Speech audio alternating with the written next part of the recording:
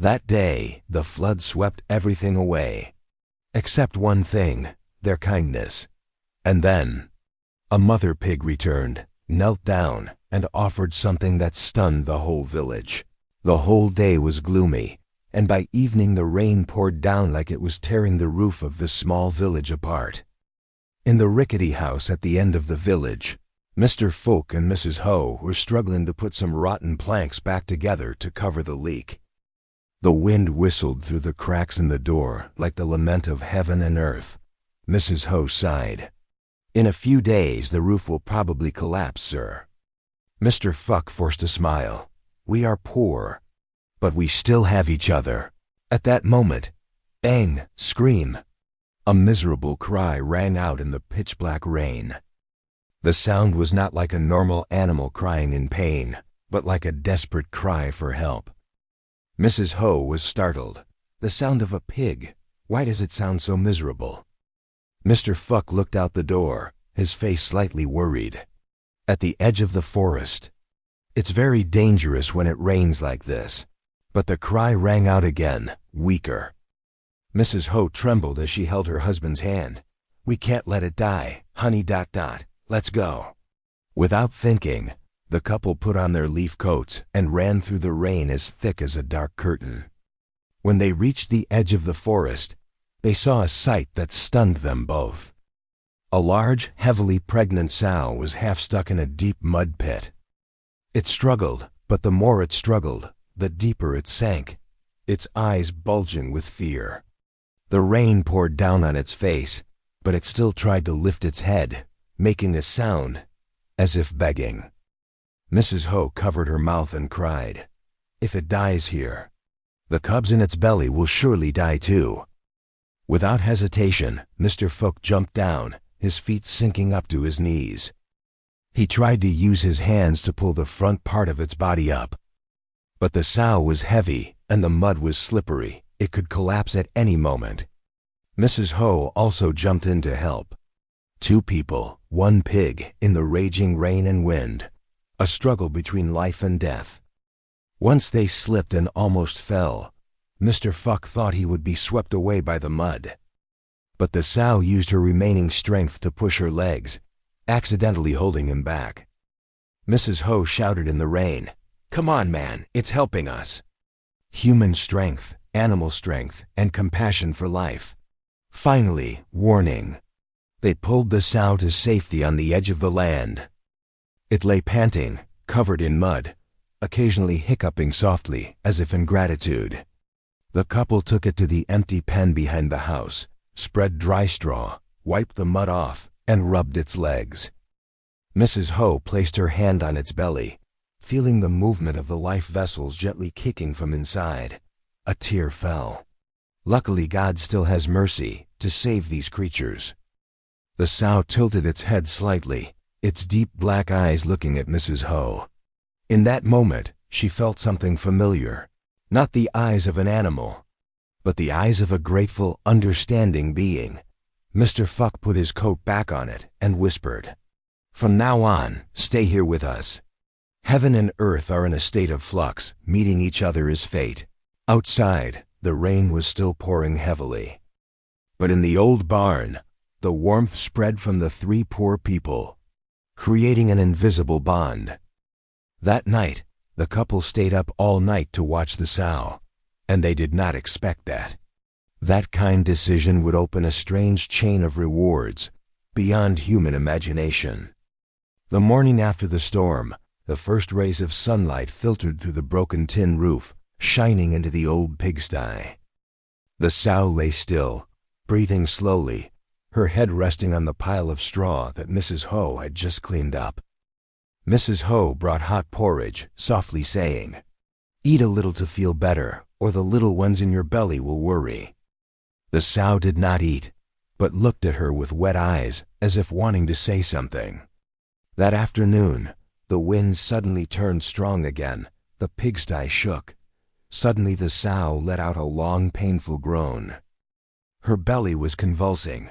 Mrs. Ho panicked. "Oh my God! She's in labor!" The couple rushed in to help. There was no electricity. They only had the faint light from an oil lamp, In the low, damp pen, the sound of the wind blowing outside mixed with the sow's painful moans, making the air as tense as a guitar string. Each moan turned into a gasp, then squeal. A tiny piglet slid out, trembling like a purple cotton ball. Mrs. Ho immediately caught it, wiped off the mud, and wrapped it in a towel. Mr. Fuck breathed a sigh of relief. One! But before he could be happy, the sow convulsed again. The couple ran back and forth, wiping, holding, and whispering to comfort it like a family member. The birth lasted all afternoon until evening. When the 8th piglet was born, the sow lay down exhausted, her eyes closed. Mrs. Ho choked. Very good. Very good, my child. But at that moment, something strange happened. Although tired, the sow still tried to turn around, using her snout to pull each piglet close to her belly, protecting it as if someone was afraid someone would take it away. It looked at Mrs. Ho, a gentle yet profound look, as if it were a message, as if it were a trust. Night fell, the pigsty swayed in the strong wind. Mr. Fuck and Mrs. Ho cooked porridge, planning to bring it to the pigsty. Just as they reached the back door, "See, there was a strange noise. Mr. Fuck frowned. Who was still behind the house at this hour? He held a bamboo stick. Mrs. Ho hid behind her. In the darkness, a figure bent down to open the cage latch. It was Duak, a man famous for his greed for money, who had been arrested for stealing chickens. He whispered, "It's a waste to keep them temporarily. Let me sell them to the slaughterhouse to get money to spend." As soon as he put his hand in, roar, the sow jumped up. It stood up, blocking the cubs, its eyes red as fire. With just a strong toss of its head, he fell backwards, rolling all the way to the banana bushes. Duak's face turned pale. The pig. "It's crazy." Then he ran as fast as he could. Mr. Fuck turned on the light. Mrs. Ho ran to hug the sow. "Are you afraid we will be harmed? Oh my God." The sow put her head on her, breathing heavily, but her eyes were determined. This time it was not saved, but it was protecting its benefactor. After the incident, the sow refused to lie down. It kept rubbing its snout against Mrs. Ho's hand, jerking it slightly. Mrs. Ho was surprised. "What do you want to show me?" The sow walked slowly to the backyard. It stopped at the base of the old jackfruit tree, then began to dig the ground. Each dig was precise, strong, and deliberate, as if it knew exactly what was there. Mr. Fuck took the hoe and dug along. In just a moment, the sound of metal hitting metal rang out with a crisp kang. An old earthenware jar appeared, mossy, buried deep for many years. He opened it. Inside were white silver, ancient coins, and some old jewelry. The two looked at each other, stunned. Mrs. Ho trembled. "It brought us here? Does it know this place?" The sow stood beside them, looked at them for a long time, then bowed her head slightly as if nodding. At that moment, the couple felt as if they understood. It was not that they chose to save the sow. It was that fate had brought the sow here to repay a debt of gratitude from a previous life. That night, in the poor house, the oil lamp light shone on three special identities, two poor but kind people, and a creature that seemed inanimate but had deep affection. Who would have thought? This was only the first time the sow repaid her kindness. More surprises were waiting ahead. The news of the poor couple finding an ancient silver jar spread like wildfire through the village. Some praised it a little, others were jealous. Some sarcastically said, "Raising wild pigs and finding buried treasure, you are truly a clay dog." Some laughed coldly. Poor life, suddenly rich, must be a sign. But only the couple knew. That treasure was not luck, but the gratitude of the sow they saved. One afternoon, when Mr. Feek was repairing the roof with some money he had just exchanged for antique silver, Mr. True and his wife, the richest man in the village, came. Mr. True said sweetly, I heard that you two saved the sow. Do you want to sell it? I will pay a high price. Mr. Fuck shook his head. No, I won't sell it. It's like family. Mrs. True narrowed her eyes. If you want to hide the treasure, just say so. Don't use the excuse of the pig. In their eyes there was no room for words, only money. That night, they spread the news in the village. The poor couple raising wild pigs brings bad luck to the village. The rumor spread faster than the wind. Some people avoided going near Mr. Fuck's house anymore. Mrs. Ho was so sad that she sat huddled beside the pig pen, stroking the sow's head while tears silently fell. The sow lay still, not sleeping.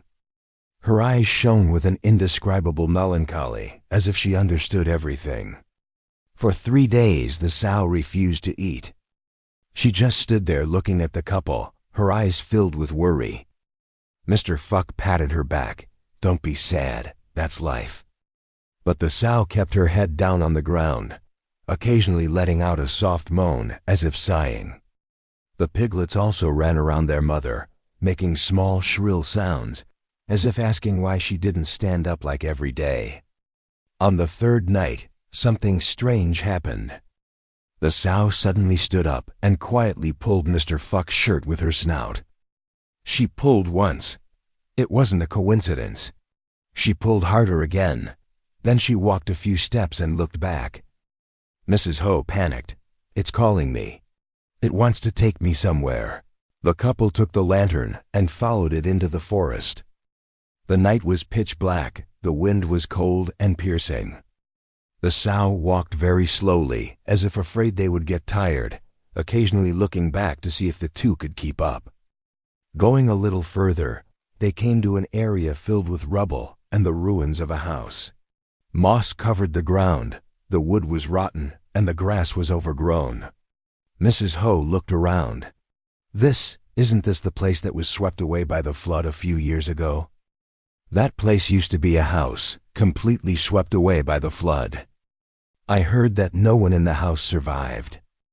The sow walked to a rock, lay down, rubbed her snout against it, and made a strange, sad sound. That sound didn't sound like an animal's cry. It sounded like the choked cry of a spirit. Mr. Fuck asked tremblingly, "Did you live here before?" The sow looked up, her eyes glistening with tears. Mrs. Ho raised her hand to her mouth. Oh my God, so its owners were the ones who died in the flood? Suddenly she understood. Perhaps before the flood swept it away, its owners had buried money, silver, and belongings for emergencies. It had witnessed it. It remembered. And when it was saved, it gave the property of its previous owner back to the person who saved it, as a transfer of gratitude from the deceased to the living. Mr. Fuck knelt down beside it. Don't worry. From now on, we are each other's home. No one has the right to separate you from us. The sow touched his hand with her snout as lightly as a thank you. That night, the couple and the sow sat under the oil lamp in the middle of the desolate land of an old tragedy. The cold wind blew, but their hearts were strangely warm. An old story had ended, and a new story began to unfold, deeper. Little did they know that. After that night, the real disaster was coming very close. After the night, the sow led the couple to the ruins of the old house. The wind suddenly turned fierce. Dark clouds rolled in as if pushed down from the mountain. Mr. Fuck looked at the sky feeling bad. It smells like the flood that year. Mrs. Ho shook his hand, trembling. Don't say that, don't. But natural disasters don't need anyone's permission. In the middle of the night, while the whole family was sleeping, the sow suddenly woke up and let out a loud roar that had never been heard before. The sound shattered the silence. She slammed into the barn door and ran straight into the yard, screaming in alarm. Mr. Fuck ran out with an oil lamp. What's wrong with you? But the answer came from the opposite direction. Boom, boom. The sound of water pouring down from upstream sounded like 1,000 drums beating. The ground beneath my feet shook. The wind whipped the roof back.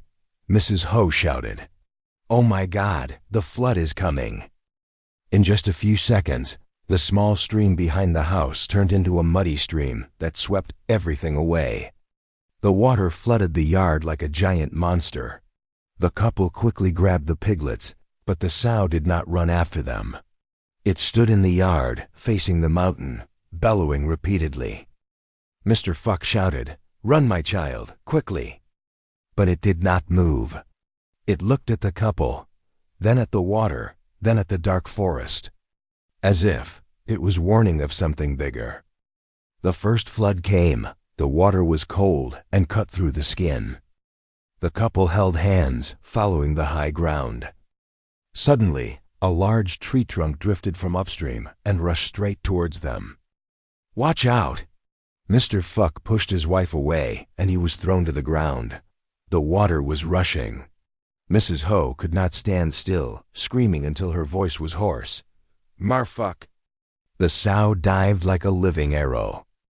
She hit the tree trunk hard, changing the direction of the flow, keeping the water from rushing straight at the two of them. But the force of the water was too strong. She was swept away for several meters, scratching the ground, blood staining the murky water. The water had reached the doorstep. The piglets trembled in Mrs. Ho's arms. The sow stood in the middle of the water, her legs shaking with exhaustion, but her eyes were full of determination. She looked towards the only path up the hill, the only place where she could survive. It roared, constantly urging the couple with its eyes. As if shouting, "Go, go now," the water continued to rise. Wave after wave hit it like a sledgehammer. Mr. Fuck hugged Mrs. Ho. "Don't leave it. Let's go back together." But at that moment, a second flood rushed down from the ravine. The sow let out a piercing roar. It turned around, rushing straight into the violent stream as if trying to block the disaster with its own body. It put its feet on the ground, its large body placed between the flood and the two people. 1 minute. 2 minutes. The stream was blocked by its body, changing direction, creating a small path for the couple to escape. Mrs. Ho screamed, tears mixed with rain. "Don't! You will die. Come with us." But she looked at them one last time. That look, sad, advice, love, and acceptance of sacrifice. Like the look of a mother protecting her child. Finally, the sow's body could no longer hold on. The water broke the bank beneath her feet. In that moment, she turned her head to look back at the couple and the piglets who were squealing miserably. Then, I too was scared away. Not a sound. Not a trace. Only the raging muddy water swept everything away. Mrs. Ho fell to her knees, covering her face and crying her heart out. Mr. Fuck stood there, his hands shaking like someone who had just lost a part of his body. Behind them, the rain continued to fall. The couple finally climbed the hill, holding the piglets tightly. They lived for the price the sow had paid. That night, the hill was cold. No one said a word to each other. But in their hearts, they all knew. That animal had used its life to repay the favor. That sacrifice was no less than any human's. And the tragedy was not over, because tomorrow, when the flood receded, they would face the most heartbreaking truth. The air after the flood was still damp and cold. In the yard, the water only left traces of yellow mud. Mr. Lamb, his body bruised from saving the pigs, was sitting against the porch pillar, his breathing weak but his eyes still gentle. Mrs. Ho held a bowl of hot porridge, her eyes red. Why don't you think about yourself?" Mr. Lamb just smiled lightly. "They are also lives. We are happy to save them, Mom." As soon as he finished speaking, a U to ... sound rang out. The mother pig was found by neighbors this morning, scratched, emaciated, with swollen legs, but she still tried to crawl back to her grandparents' house. When she saw Mr. Lamb, the mother pig rushed over, knelt on her front legs, bowed her head, and rubbed her trembling snout against his hand as if to thank him. The scene made the whole neighborhood stand still. While everyone was helping clean the pen, they discovered something strange. Right in the corner of the pen was a bag of straw. Inside were 3 special piglets, pink body, strange white stripes, folded ears, exactly like the precious pig breed that Mr. Tune, the oldest person in the village, had told about. Mr. Tune leaned on his cane and said shakily, "This is an ancient Muangtak pig breed, thought to be extinct for decades. Whoever owns this pig breed, God will love them very much." Mr. and Mrs. Lamb were stunned. The mother pig seemed to understand and gently pushed the 3 piglets towards the couple. Mr. Tien's voice trembled with emotion. It gave it back to you. It's repaying the favor." The 3 piglets grew surprisingly fast. After only a few months, strong and healthy bodies. Fragrant meat, not as fatty as normal pigs. People came to see them, and everyone was amazed. A trader from another district heard the news and ran over. Seeing the piglets, he immediately offered a very high price, and some even wanted to buy them for breeding. Thanks to this money, Mr. and Mrs. Lamb repaired their dilapidated house after the flood, and also had capital to do business. The villagers now understood. Saving a life, receiving blessings for many generations. One sunny afternoon at the end of the season, the mother pig stood at the yard door, looking at her grandparents for a long time. She approached, touching her snout to Mrs. Ho's hand as a farewell. Mr. Lamb choked up. "Wherever you go, be safe." "Thank you, my wife and I will never forget." The mother pig walked slowly down the path, her shadow gradually fading in the sunset. No one knew where she went, only that she had fulfilled her promise. Everyone in the area knows. The precious pig breed that Mr. and Mrs. Lamb raise is a rare breed that disappeared after the pandemic years ago. The fact that they are able to preserve this breed helps people improve their lives and escape poverty. A village elder who came to visit said something that made Mrs. Ho cry. "It is not by chance that good fortune comes to your house. Saving a life in a time of trouble.